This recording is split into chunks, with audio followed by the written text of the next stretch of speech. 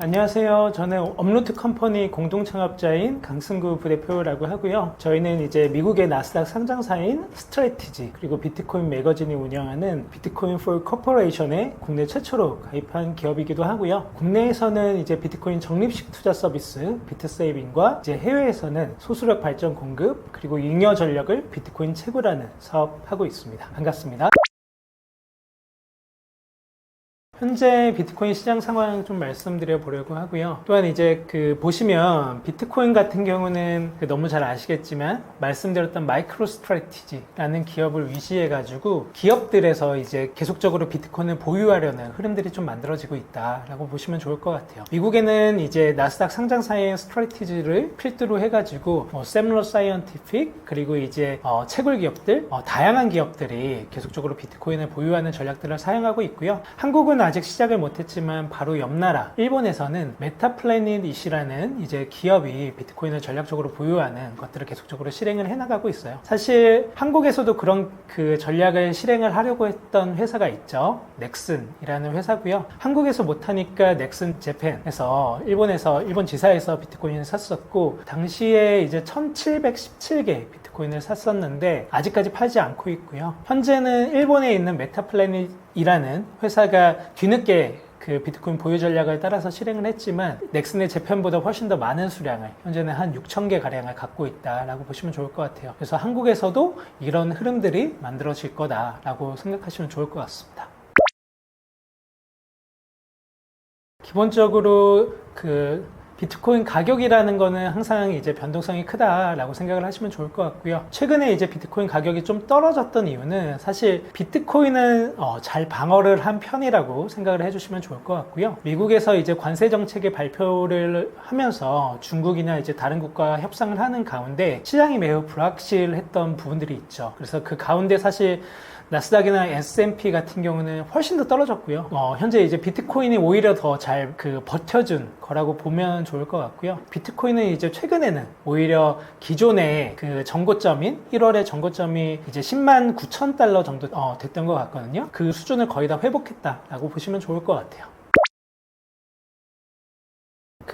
테슬라 투자사로 너무 잘 알려져 있죠. 최근 이제 아크 인베스트먼트가 비트코인의 가격 전망치를 2030년까지 240만 달러로 상향 조정을 했다라고 이제 나와 있는데요. 여기에 대한 실현 가능성이 있냐라고 이제 물어보실 것 같은데 사실 이거는 여러 가지 케이스로 좀 나눠서 이 가격 전망을 했고요. 240만 달러 같은 경우는 불 케이스, 그러니까 정말 이제 비트코인이 뜨겁다 라고 얘기를 했을 때 240만 달러, 그러니까 하나로 얘기했을 때는 약 33억 한 개당 수준으로 볼 수가 있고요. 그리고 이제 베이스 케이스, 기본 시나리오로 갔을 때는 120만 달러, 그러니까 하나로 약 16.5억이네요. 그렇게 볼 수가 있고, 베어 케이스, 좀 약하게 이제 비트코인이 오른다라고 볼 때는 50만 달러, 약 6.9억 수준으로 예상을 했습니다. 그래서 현재 비트코인 가격이 약 10만 달러에서 머물러 있죠. 그래서 베어 케이스로 했을 때 5배, 그리고 블루 케이스로 했을 때 24배. 까지 성장한다라고 이제 아크 인베스트에서 전망을 했는데요. 사실 개인적으로는 이 베어 케이스 수준은 달성할 수 있을 거라고 보고 있고요. 솔직히 이제 아크 인베스트먼트는 항상 좀 세게 가격을 얘기하는 측면들이 있어요. 그래서 테슬라 이제 주가 전망 같은 경우도 정말 이제 높게 얘기하는 경우들이 많잖아요. 그래서 저희가 가려서 들을 부분들은 있지만 기본적으로 베어 케이스는 달성 가능성이 매우 높다라고 저는 보고 있습니다.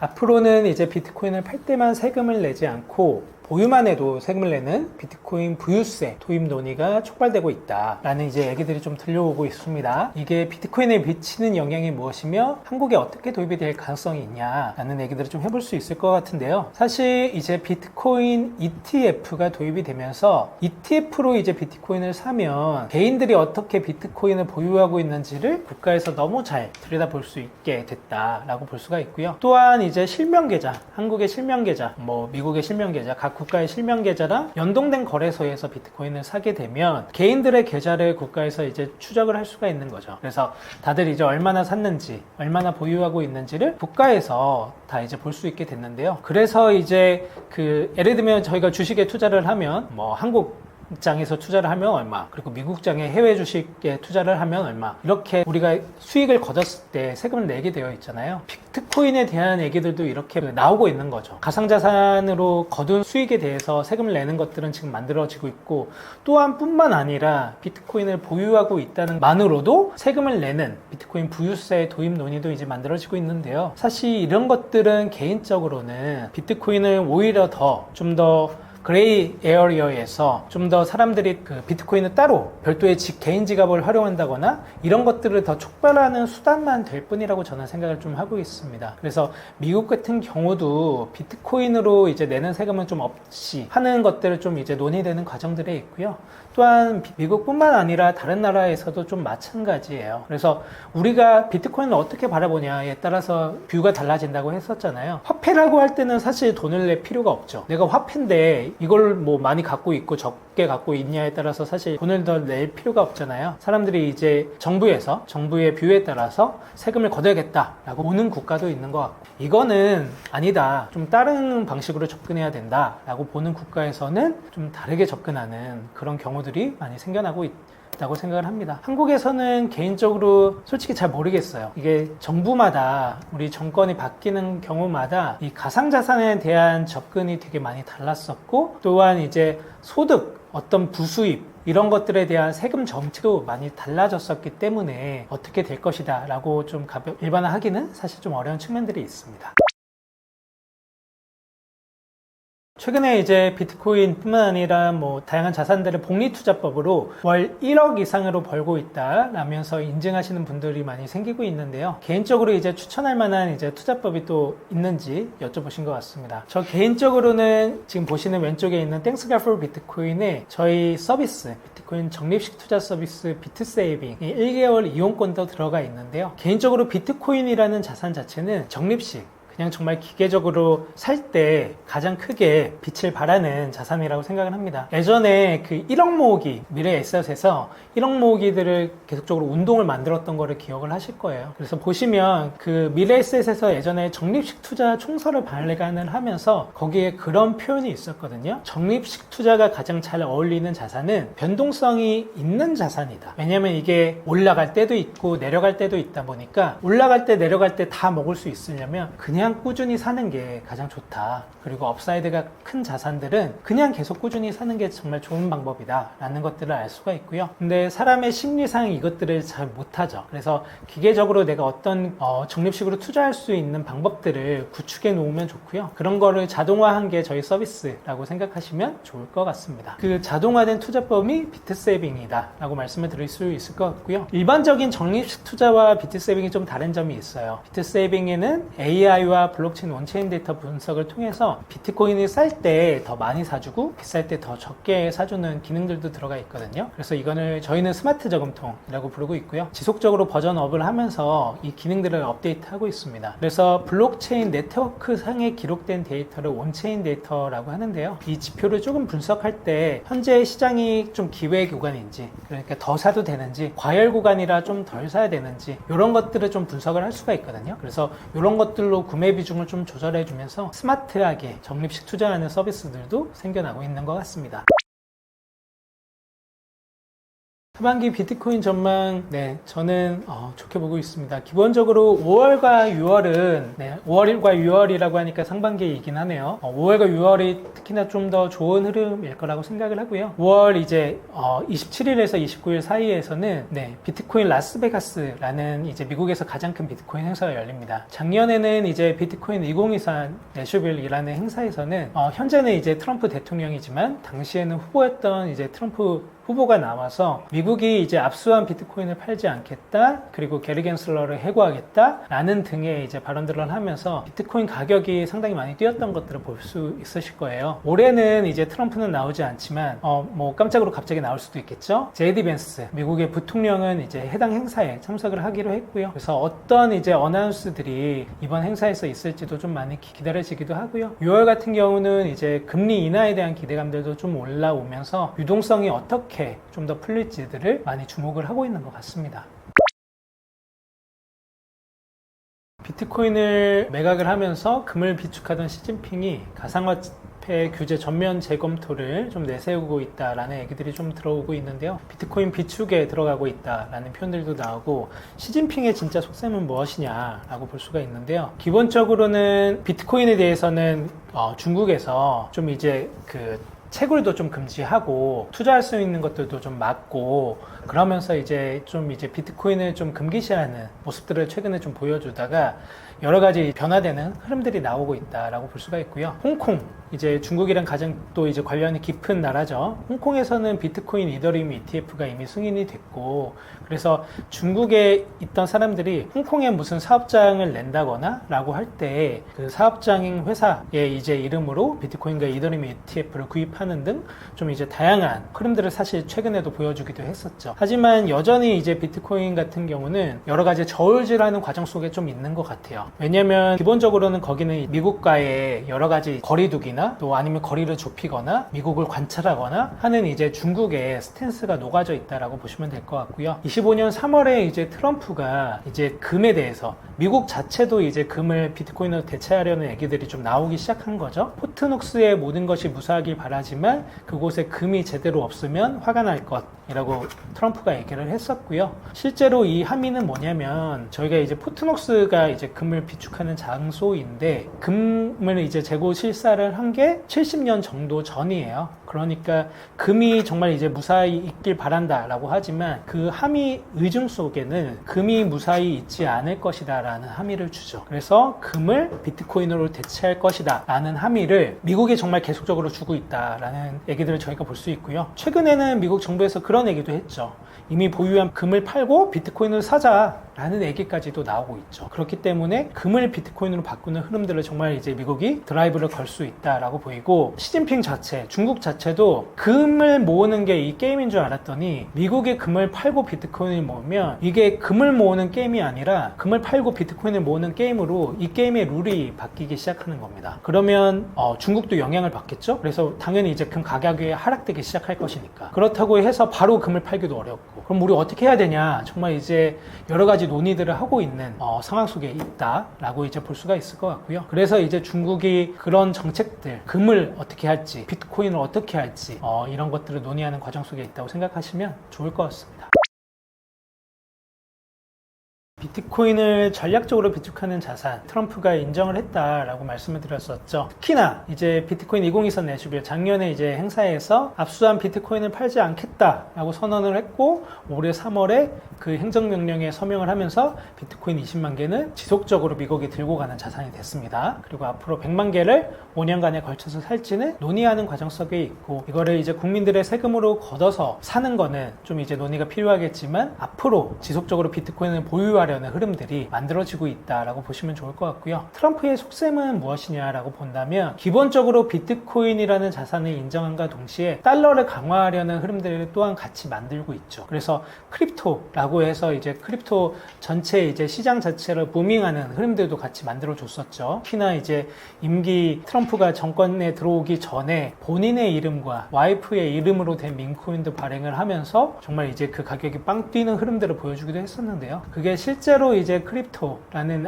가상자산 암호화폐 시장에 도움이 될지는 모르겠지만, 여러 가지 의중 속에 그래도 가장 드러나 있는 거는 비트코인을 전략적 비축 자산으로 하면서 비트코인을 보유하려는 것, 그리고 또 하나는 달러의 강화를 위해서 스테이블 코인을 도입하고 그 스테이블 사용을 더욱 강화하려는 것들을 보여주고 있다라고 보시면 좋을 것 같아요. 결국에는 비트코인과 달러 두 가지를 어떻게 갖고 가냐라는 것들이 가장 큰 이니셔티브다라고 보시면 좋을 것 같습니다. 비트코인으로 이제 중국을 압박하려는 트럼프의 계획이 앞으로 어떻게 될 것이냐라고 보신다면, 아까도 말씀드렸듯이 이 게임의 룰이 바뀌고 있죠. 처음에 이 룰은 내가 이제 우리의 화폐가 가치가 하락을 하니까 금을 계속 모으자라는 것들로 이제 얘기들이 되어 있었죠. 근데 이 게임이 금에서 이제 비트코인으로 바뀌기 시작한 겁니다. 그래서 그 드라이브를 미국이 먼저 걸었고, 압수한 것도 팔지 않고 5년간 계속적으로 보유하려는 흐름도 만들고 있고, 국가뿐만 아니라 기업에서도 비트코인 비트코인을 계속적으로 사서 모으고 있고 기업과 기관, 개인들이 계속적으로 비트코인을 사는 흐름들을 보이고 있습니다. 그러니까 이 흐름을 미국이 먼저 만들었죠. 이 흐름을 미국이 만들다 보니까 비트코인과 금이 장기적으로 봤을 때는 금이 비트코인으로 넘어올 게 너무나 자명해 보이죠. 그렇다면 금을 모으기 싸움에 이제 가장 크게 동참했던 중국 같은 경우는 이제 난리가 난 거죠. 우리 비트코인 채굴도 금지했었는데 비트코인 모으는 것도 이제 금지했었는데 이런 상황에서 우리가 이제 어떻게 해야 될 것인가 라는 것들을 긴박하게 논의하고 있는 상황이다 라고 볼 수가 있을 것 같고요. 중국이 이 게임에 어떻게 참전을 할지가 되게 이제 또 재밌는 관전 포인트가 될 거다. 한국 같은 경우는 미국과 중국의 낙수 효과로 성장을 해왔던 나라이기 때문에 미국의 정책과 중국의 정책을 정말 잘 살펴볼 필요가 있고요. 이 게임은 이미 바뀌었습니다. 그래서 금에서 비트코인으로 넘어오는 게임의 흐름은 만들어졌고 계속적으로 이어질 걸로 보여요. 그래서 한국이라는 나라 또한 비트코인을 어떻게 하면 전략적으로 비축을 할 수 있는지, 우리가 어떤 식으로 보유를 할 수 있는지 여기에 대해서 정말 잘 고민을 해야 되고요. 현재 이제 한국에서는 비트코인 ETF도 아직 도입이 안 됐죠. 그리고 이제 기업들이 비트코인을 살 수 있는 것들도 잘 마련이 안 돼 있죠. 물론 이제 마련하고 있는 상황이지만 그런 것들을 좀 더 빠르게 도입을 하면서 한국 기업들이 그리고 나라 차원에서도 비트코인을 비축할 수 있는 것들을 논의할 필요는 정말 있다고 보이고요. 또한 한국에서는 비트코인 채굴 사업이 안 되어 있죠. 할 수가 없죠. 하지만 이제 제주도나 이제 남쪽으로 좀만 내려가다 보면은 잉여 전력, 정말 이제 남는 전력들이 많아요. 그런 것들을 활용한 재생에너지를 활용한 친환경 비트코인 채굴을 할 수가 있거든요. 그래서 전기라는 거는 사실 되게 간헐적입니다. 그래서 언제 여기에서 전기가 100이 필요하다고 해서 전기를 100을 생산하는 게 아니라 항상 더 오버캐파에서 생산을 하기도 하고 좀 더 모자라기도 하고, 그래서 모자랄 때는 저장 장치를 이용해서 비축을 하기도 하고 이렇게 됩니다. 그러면 오버캐파에서 이제 더 많이 생산하는 전기는 비트코인으로 채굴을 할 수가 있어요. 그래서 이런 사업들이 현재 이미 미국에서는 나스닥 상장사인 비트코인 채굴 기업들이 15개 정도가 되거든요. 거기서는 비트코인 채굴을 정말 열심히 하고 있고요. 또한 이제 일본의 공기업에서도 비트코인 채굴을 하고 있고, 부탄이라는 나라에서는 GDP의 3분의 1을 비트코인 채굴 사업으로 대체하는 걸로 볼 수가 있거든요. 한국 같은 경우도 지금 재생에너지 얘기들 많이 나오잖아요. 이 재생에너지 산업의 하나의 축이 비트코인 친환경 채굴이 될 수가 있습니다. 그래서 이런 것들을 만들어갈 수 있는 것들을 좀 보면 좋을 것 같다라고 생각을 하고 있고요. 비트코인을 전략적으로 보유하는 것, 비트코인 산업을 장려하는 것, 이 두 가지를 좀 고려해보면 좋을 것 같습니다. 사실 트럼프가 이제 비트코인을 선택한 이유는 비트코인을 막을 수 없기 때문에 선택을 한 거다라고 보시면 좋을 것 같아요. 비트코인이 이제 사람들이 너무 잘 알려져 있고, 사람들에게 알려지기 시작하고, 사람들이 이게 좋은 돈이라는 걸 알기 시작하고, 기존의 달러나 이제 다른 국가들의 통화를 대체해서 비트코인을 모으는 것들도 이제 만들기 시작하고, 비트코인으로 결제할 수 있는 것들도 흐름들이 산업이 만들어지기 보니까 이 비트코인이라는 거를 막을 수 없다라는 거를 미국이 인지를 하기 시작했었죠. 24년 1월 비트코인 ETF를 승인하기 전에. 그렇기 때문에 이걸 막을 수 없다면 이거를 우리가 빨리 받아들여야 된다라고 미국에서 스탠스를 정한 거고요. 그래서 다른 코인이 아닌 왜 비트코인을 선택했냐라고 하면은 가장 탈중앙화되어 있는 돈이고, 다른 코인들은 다 찍어낼 수가 있어요. 그래서 기본적으로 이제 공급이라는 게 한정된 자산은 이 크립토 시장에서 비트코인밖에 없다라고 보시면 좋을 것 같고요. 그렇기 때문에 이제 비트코인을 선택을 한 것이고 가장 강한 자산이다라고 봤기 때문에 비트코인을 택했다라고 보시면 좋을 것 같습니다. 또한 지금 보시는 왼쪽의 책 Thanks God for Bitcoin에서는 비트코인을 선한 돈, 선하고 강한 돈이라고 표현을 하고요. Thanks God for Bitcoin이라는 함의가 하나님은 비트코인을 주셔서 감사합니다라는 의미인데, 이 책이 출판된 게 이제 2020년도이거든요. 이 책이 이제 마이클 세일러가 추천한 책이기도 하고, 이제 한국계 미국인 지미송이라는 분이 블록체인 프로그래머인데 같이 쓴 책이기도 해요. 그래서 다양한 분들이 이 책을 같이 쓰는데 참여를 하셨었는데, 이 Thanks God for Bitcoin이라는 말이 미국에서 유행이 됐었어요. 그래서 신시아 로이스가 되게 이제 공적인 자리에서 Thanks God for Bitcoin이라고 얘기를 하면서 정말 이제 하나님, 기독교 국가잖아요, 미국이. 그래서 Thanks God Bitcoin, 하나님 비트코인을 주셔서 감사합니다 라는 얘기들을 공적으로 하는 것들을 이제 볼 수가 있었습니다. 이번 달에 이제 비트코인 2025 라스베가스 행사가 열립니다. 5월 27일에서 29일에 열리고요. 저희 업루트 컴퍼니가 그 비트코인 for corporation이라는 기관에 가입되어 있다고 말씀을 드렸잖아요. 스트래티지와 비트코인 매거진을 운영하는 기관이고 저희도 초청을 받아서 참석을 합니다. 이 해당 행사에서는 정말 다양한 이제 비트코인 회사의 이제 대표들도 오고요. C레벨들도 오고 이 비트코인 자체에 관심이 많은 사람들도 와서 정말 이 행사를 정말 즐길 예정이다 라고 보시면 좋을 것 같아요. 특히나 저희가 참석하는 행사는 이 비트코인 for corporation 회사들이 모여서 심포지엄을 하는데요. 저희도 거기서 패널로 가서 각 국가마다 비트코인을 어떻게 대하고 있는지, 비트코인을 어떤 식으로 접근하면서 모아가려고 하고 있는지 이런 것들에 대한 이야기들을 좀 나누려고 하고요. 정말 이제 좀 재밌고 풍성한 행사가 되지 않을까 생각하고 있습니다.